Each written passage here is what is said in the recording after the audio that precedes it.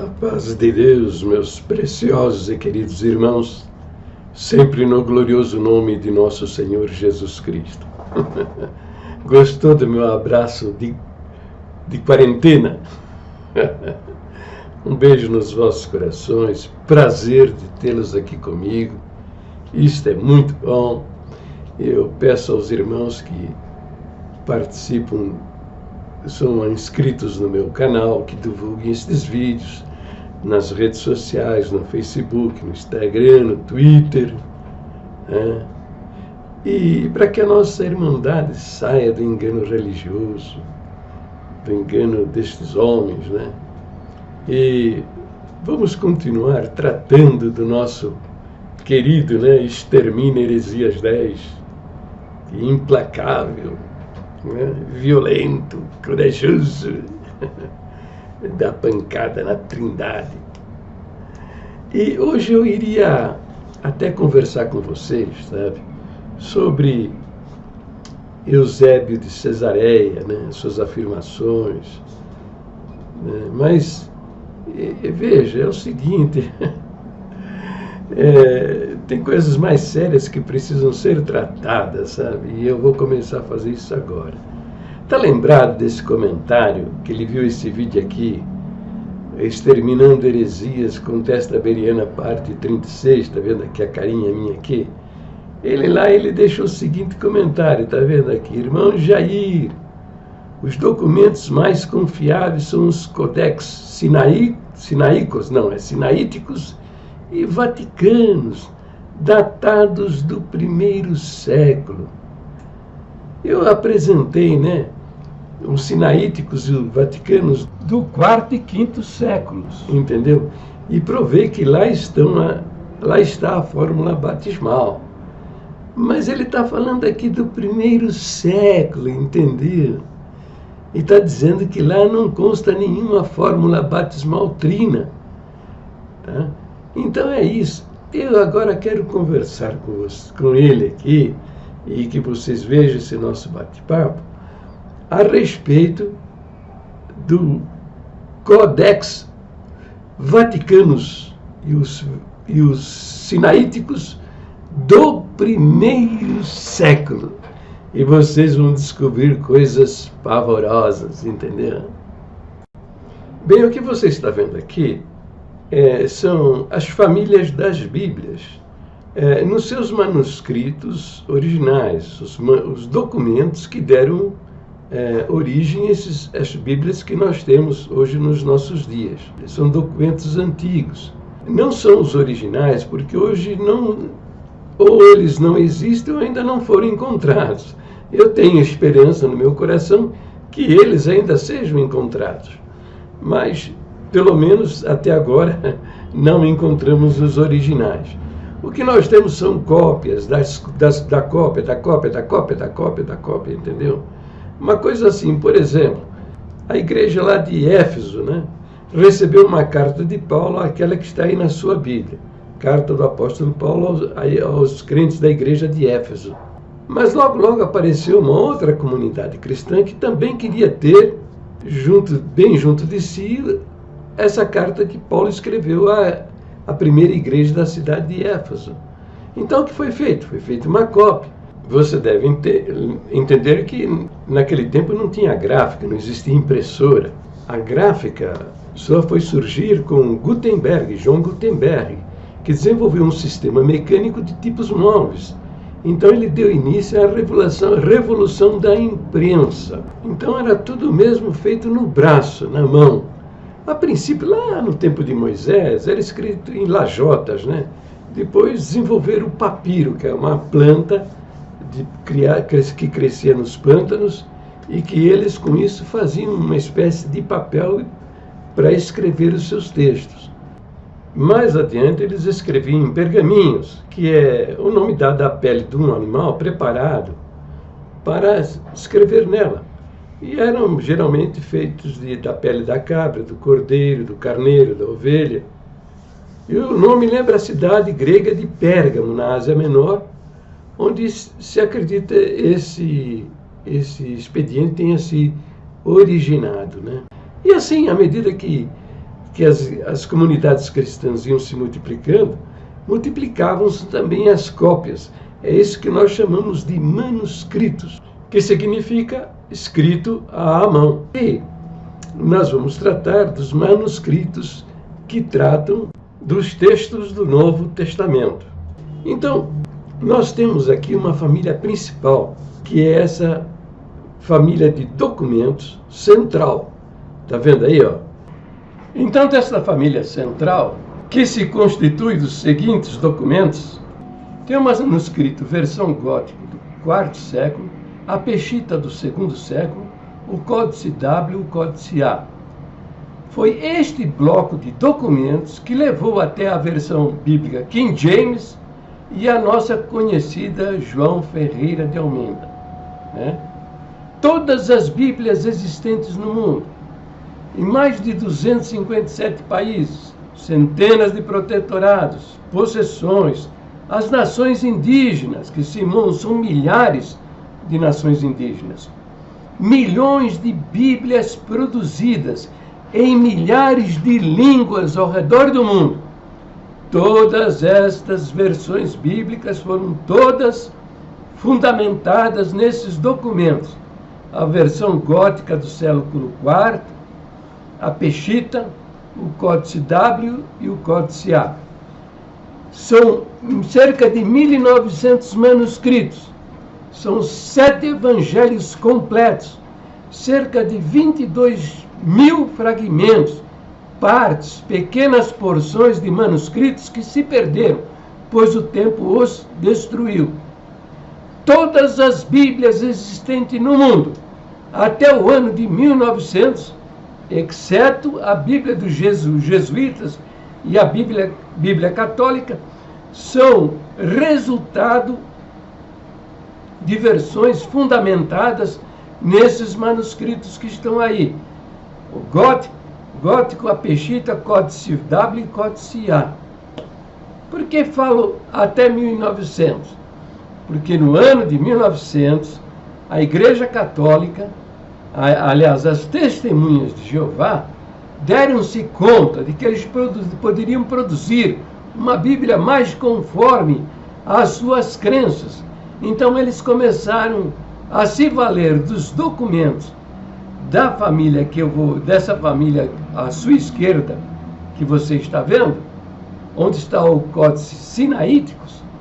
Então eles começaram a eliminar versos da Bíblia, passar o lápis, né, apagando, né, para produzir uma Bíblia conforme as suas crenças. Agora vamos ver a família das Bíblias católicas, que é esse bloco aí que você está vendo, que são fundamentadas, de princípio, no começo, lá pelo IV século, parte na família central, como a versão, grande parte na família central, como a versão de São Jerônimo, que o Papa declarou ser infalível, produzida no IV século.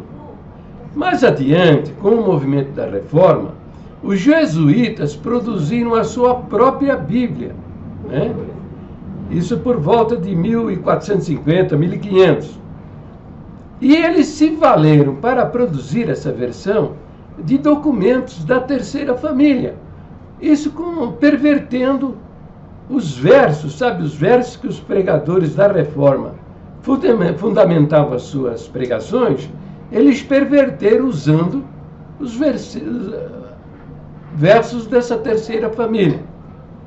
E depois, mais adiante, em 1572, apareceu a versão Douay, que é basicamente a versão bíblica dos jesuítas com pequenas alterações.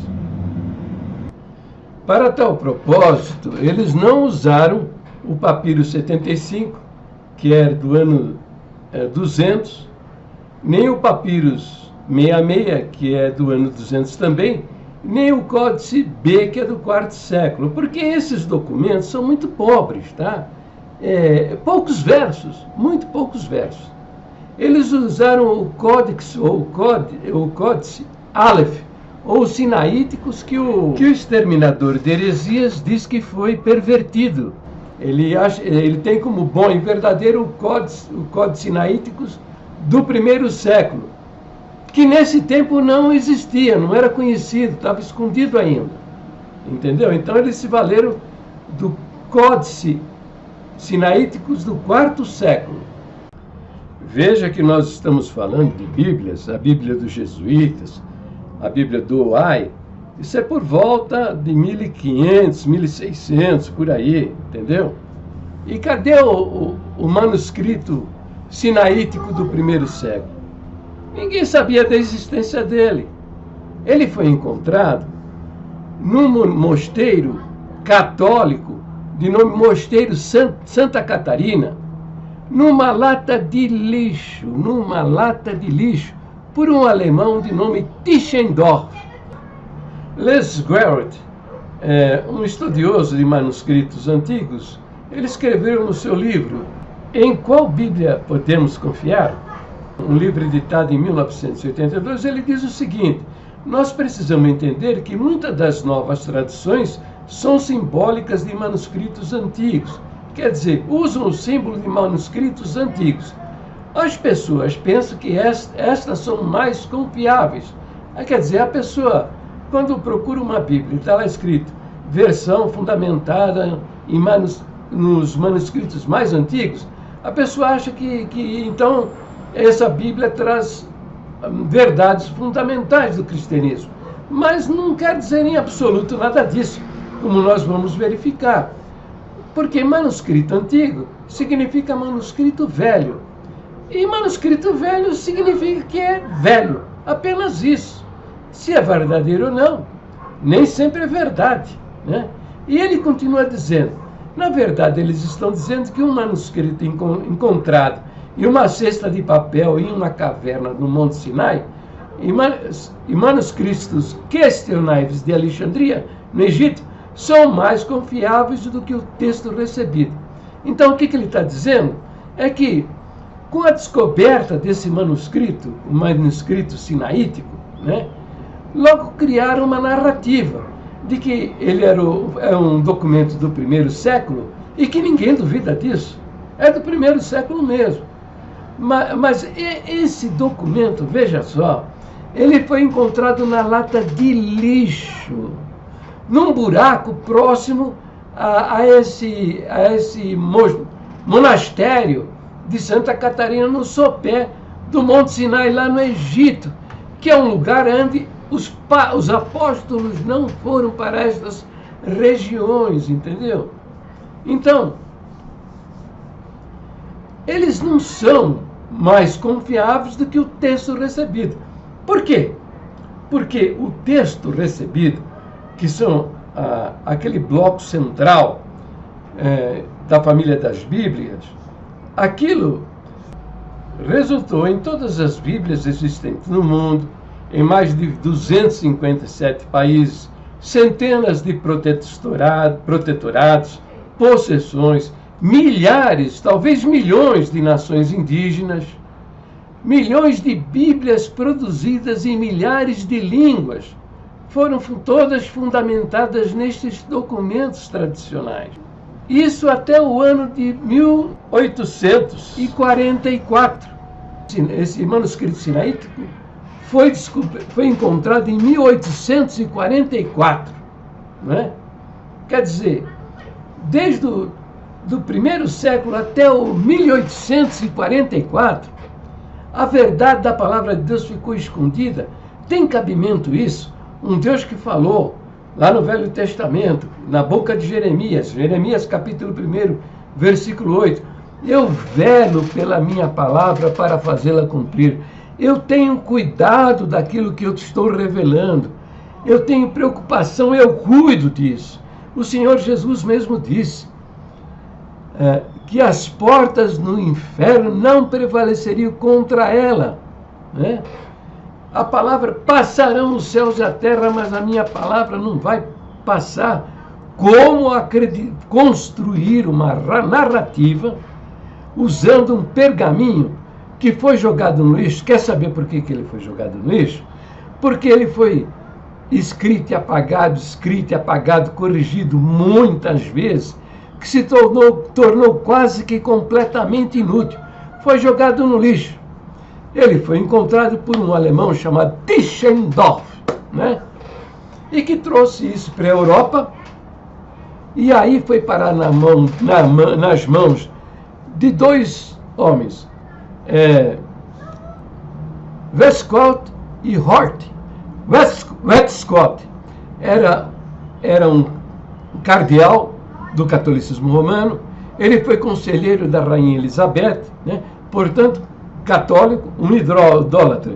E Hort era um universitário, professor universitário, entendeu? E que tem uma história triste. Ele criou uma sociedade para consulta a mortos, entendeu? Inclusive, frequentou estas reuniões Madame Blavatsky, que foi a doutrinadora da nova era. Ele tem uma história terrível, este homem, tá? Eu não vou entrar nesses detalhes, mas Westcott e Hort, eles produziram um texto que é conhecido como texto crítico, que se contrapõe ao texto recepto. O texto crítico contradiz aquilo que nós encontramos nos manuscritos acreditados ao longo de 1800 anos. Então, daí se construiu toda uma narrativa, né, para negar a Trindade. O foco central é negar a Trindade, porque você negando a Trindade, você nega a divindade do Senhor Jesus, e então as almas não podem ser alcançadas pelo poder de Deus e terem a sua vida eterna conquistada. Recebida. Entende? Bom, eu paro por aqui agora, eu vou entrar em mais detalhes no próximo vídeo, mas isso já está com 20 e poucos minutos, né? Está ficando muito longo. Mas eu recomendo, vocês prestem atenção nas coisas que eu estou mostrando, para não serem enganados por falsos profetas mentirosos, que imagina, um documento que foi jogado no lixo porque não tinha utilidade nenhuma, simplesmente porque ele é um documento lá do 1º século. Construir, então, uma narrativa para desqualificar a divindade do Senhor Jesus, que o objetivo principal é esse, tá? É do diabo mesmo. Negar o Filho, e quem nega o Filho, nega o Pai também. Entendeu? Isso é do espírito do anticristo. Um beijo nos vossos corações, um forte abraço de quarentena. Divulgue os meus vídeos nas redes sociais, no Facebook, no Instagram, nas comunidades aí. Divulgue para que a nossa irmandade saia do engano religioso, conheça a verdade da palavra de Deus. Fiquem todos na paz gloriosa do nosso Deus. Não se esqueçam de se inscrever no meu canal. Deus abençoe e na paz do Senhor Jesus. Amém.